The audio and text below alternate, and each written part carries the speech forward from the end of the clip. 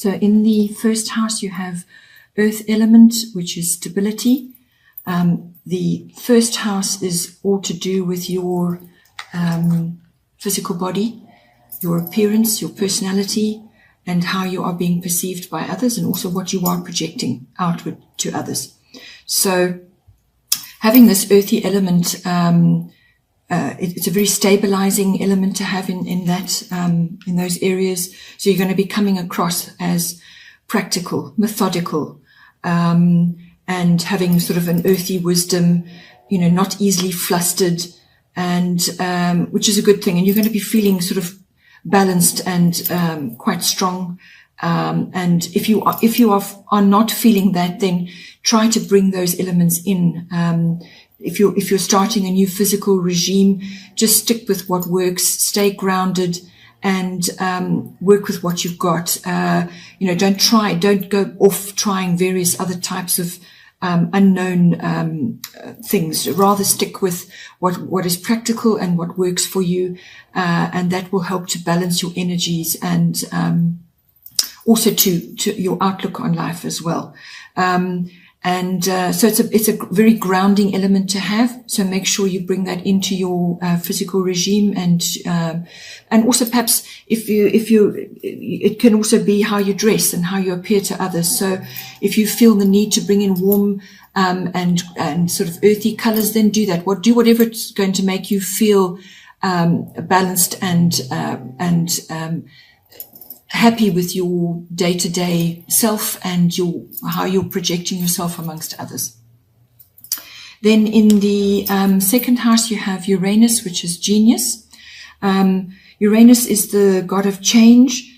So expect big changes or quick, sudden, swift changes, upheaval, and some wobbliness going on. This in your second house affects your income, your money that's coming in. It affects property. It affects your environment, real estate, obviously, and land. It also affects your values, what you value.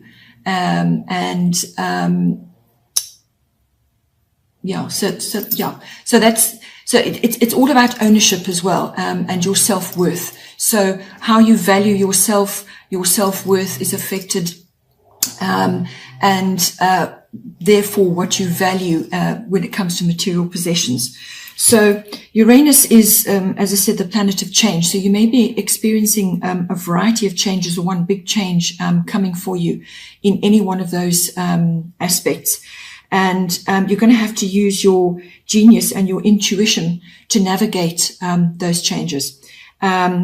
And as I said, Uranus is all about quick, sudden change, upheaval, and then moving forward. But in that upheaval, things can feel quite unsettled, actually. So you may also be asked to bring in all your skills, all your, harness your genius abilities. We all have them. Harness those and apply those to the different aspects, as I mentioned. So if it's to do with money, you may be wanting to make a quick purchase, or you may have to make a quick purchase of some kind, or you'll suddenly get inspiration to make a quick purchase, because Uranus can be like that. It can be like a bolt of lightning. Suddenly you get a download that this is what needs to be done, and you can just quickly do it. Or it could be coming for you. It could be coming to you. But always use your intuition on that, and put your systems in place, and have ways and means of coping with change when it comes to those aspects. It could also just be a change of what you value. Perhaps you're going through different phases in life, and now what used to value when you were younger is not appropriate for you anymore as you get older. There's many different ways that can apply. And it also could be to do with property as well. There could be sudden quick changes there. Then in the third house, you have Grand Trine, which is blessings. This is all about flow. So in your third house, it's everything to do with communication of all kinds, whether it's verbal, written, body language, what you're projecting outward to others. It's also siblings and learning, early education, also short trips. So you're going to, with this element coming in, you're going to feel that things are flowing nicely, that there's harmony, that you've got blessings coming in for you. So there's going to be a nice harmonious feel to how you're communicating, and how you're actually what you're projecting outward to others. It could also be to do with contracts of all kinds, and you may be receiving something exactly what you wanted, or things are working out for you now, and there's abundance coming in. You're just feeling good about all those different aspects of communication. It could be the only downside possibly of this is if things are flowing for you, things are working out well, things to be moving along really well, you may slip into a bit of complacency, and not take action on something which needs to have something done. So you may just slip into a bit of almost like laziness, where, oh, well, I'll do it later, or I'm sure I'll get another opportunity, or something of that to that effect. So those are the two aspects of it, but you can expect harmony and good flow. Then in the 4th house, you have Virgo. I analyze. So this is to do with the 4th house is all to do with your home and your your roots and your foundation. And that's like ethnic identity, the foundation of your life, what you perceived early in life, and your ancestral heritage and so on. And with Virgo in that, I see it possibly being to do with, mostly to do with the home. Virgo is ruled by Mercury. It is an analytical sign, and you may be having to do a big, massive declutter. Get rid of a whole lot of things that just no longer serve you, especially if you're going to be making some kind of property purchase, or there's going to be some kind of change with regards to your property where what you own. So whatever you're owning, you may have gathered a whole lot of things that really don't, impulsive purchases, and they're just kind of lying around, cluttering up your house, draining your energy and so on. So apply the analytical side of Virgo and actually go through your home, and how it's arranged, perhaps assess what's working for you, what isn't working for you, what you're using, what you haven't used in some time. Apply methods of decluttering and actually just clearing things out, going through, into detail. So if you've got a storage room full of things that you simply are not using anymore and serve no purpose, or you're storing stuff for other people, that is an energy drain. Any form of storage is going to drain your energy. So clear it out, cut it out, sort it out, go through the detail, actually tackle those issues, because as soon as you do that, you're going to free up a tremendous amount of energy for yourself. And then you can use that energy in other areas of your life where it's going to be needed. So I feel it's going to be to do with that. It could also just be analyzing, your actual structure, your home, and the property that you own, where you're actually living. Is it working for you? Is the structure suitable? Do you need to perhaps bring in fresh furnishings? Do you perhaps need to change the way it's arranged? There's a lot of aspects to that.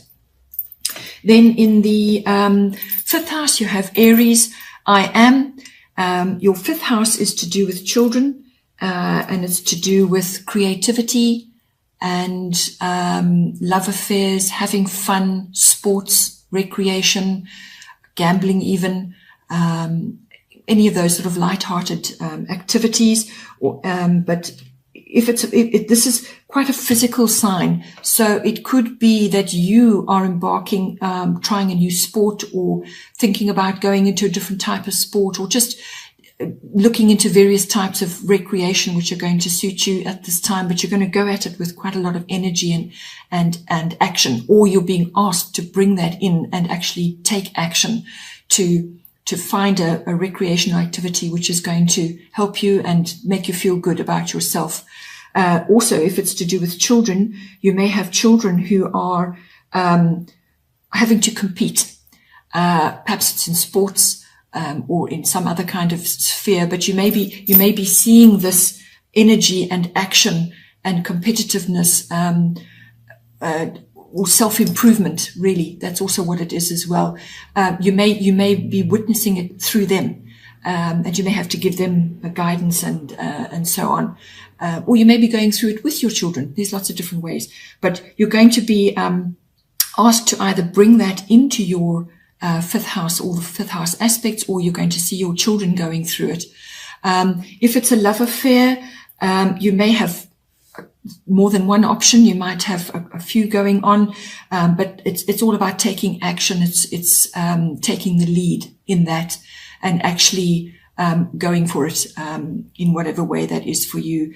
The fifth house is romantic, so you've got to bring out all that, harness all that Aries energy, which likes to be first in line, likes to be first one at the door, and also likes to take the lead and be in charge, and lots of activity and enjoying lots of different types of activities with a partner. And it could also be sports together. There's lots of different ways that could come out. Then in the sixth house, you have Neptune, which is sacrifice. It's many other things, but that's one of the things that comes up. Neptune is a watery planet, and it's appearing in your sixth house, which is your house of work, mastering your craft, and your work colleagues, your workplace, and your day-to-day routine, your work projects. It's also massively to do with health and diet, and pets also fall into this house. So you may, there's lots of different connotations to this card. You may be going through a slightly confusing period, or a period where your work or your workplace or the people that you're working with, there's a bit of confusion, uncertainty, things are not clear, and maybe even deception going on, because those are the sort of the difficulties of a Neptune aspect. The other side of it is very imaginative, connection to the divine, very deeply spiritual, and there's a lot of healing involved in that, and there's lots of different aspects to it. But it's really it can be a very beautiful aspect to bring in to your work projects. It could also make you a bit dreamy and otherworldly, and subject to illusions, fantasizing, or disillusionment. So if you're needing to bring in imagination and fantasy into your work that you're perhaps producing, perhaps you're busy with a writing project, or then harnessing those aspects are wonderful for you. It's tapping in to the energies around you. It's tapping into the divine. It's also to do with your the chakras, the top chakra, your crown chakra, and your third eye. It's all of that sort of area. So you may just be harnessing or getting downloads, which are going to assist you. But always be aware that there is the slightly deceptive side of it as well. Things may not be clear, or subject to illusion, like rose-tinted spectacles almost. When it comes to health and diet, Neptune rules all kinds of addictions and like alcoholism, drugs.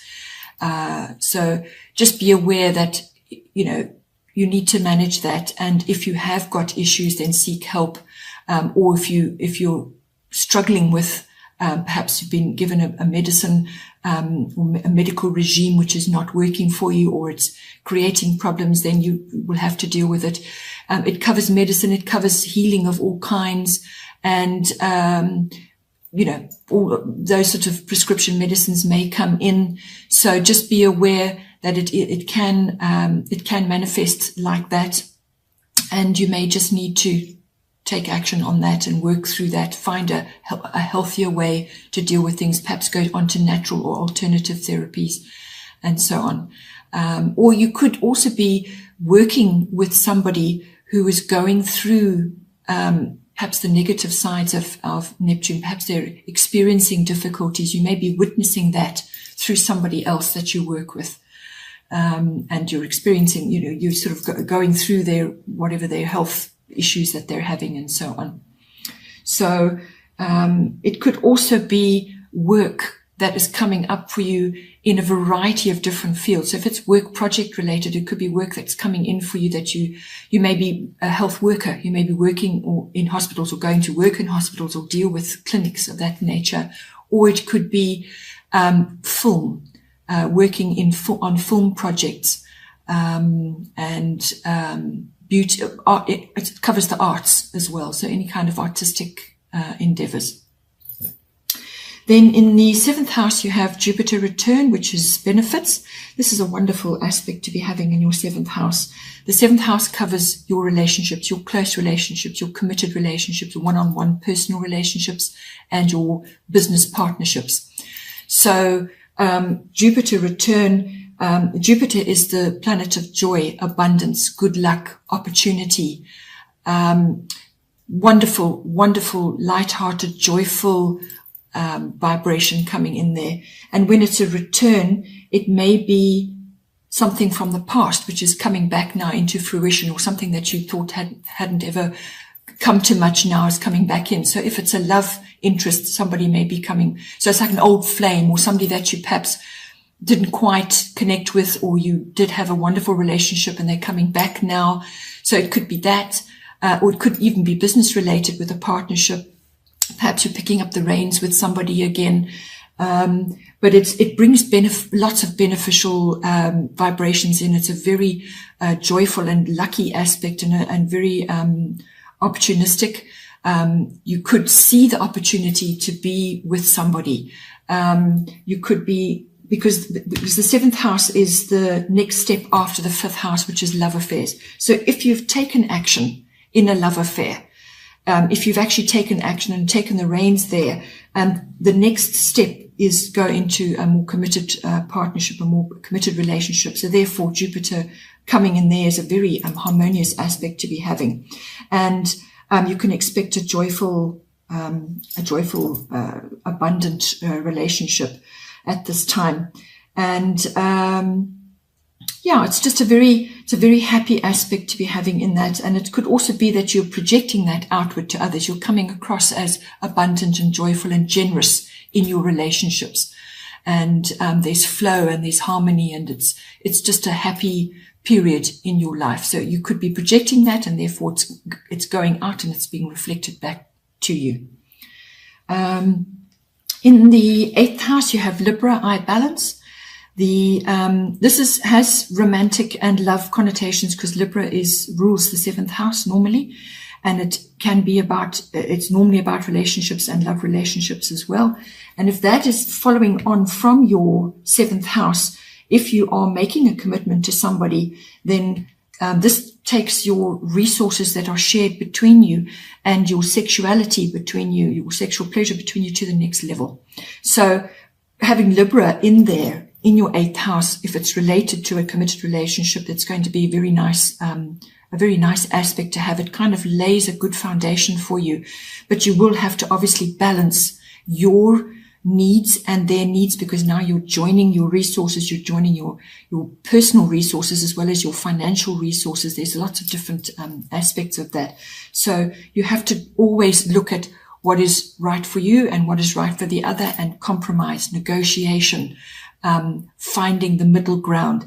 Librans are very good at negotiating. They're very good at coming to a happy place for everybody. They strive for that, and they don't like being in an inharmonious environment.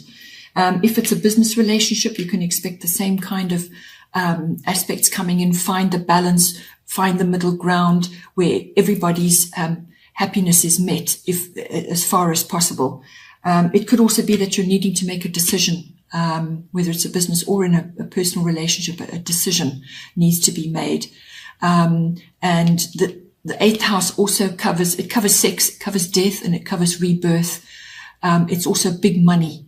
So that'll be investments, insurances, taxes, and other people's money as well. So you may be working in a field where you're dealing with other people's money, or it's your partner's money, or it's family money. But it's big finance. It can also be, when it comes to joint finance, it can be between you and your partner, and it's an amalgamation of your assets. So it can also be the ending of something and the beginning of another, or the symbolic death of something and the emergence of something coming out of the ashes like a phoenix.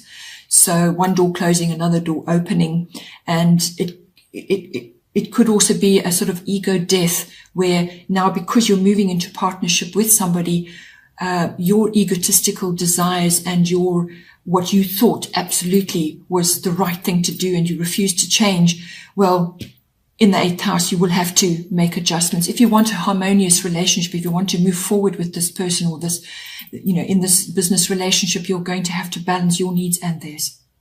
Okay. Then in the 9th house, you have Scorpio, I transform. So this is your sign appearing now in the 9th house. And so 9th house covers all kinds of aspects, really. It's quite a broad house. It covers international travel. It covers publishing and teaching and the sort of like promotional work. It covers higher learning, like going to university. It's more mature learning, university or higher education of some kind. It covers religion, and it covers philosophy, and also your belief systems.